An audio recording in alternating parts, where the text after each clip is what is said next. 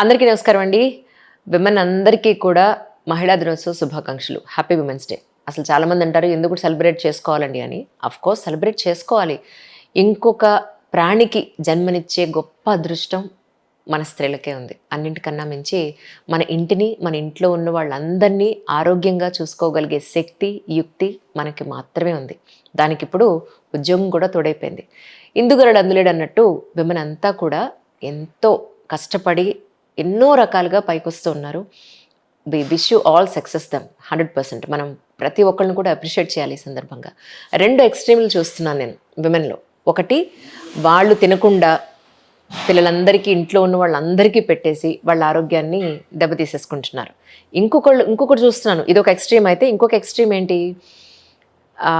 ఇంట్లో ఉన్న వాళ్ళని, ఇంటిని పట్టించుకోకుండా వీళ్ళ సెల్ఫ్ ఆరోగ్యం, వీళ్ళ సెల్ఫ్ ఆనందం, వీళ్ళ సెల్ఫ్ బ్యూటీ కోసమే పట్టించుకుంటున్న రెండో రకమైన స్త్రీలను నేను చూస్తున్నాను.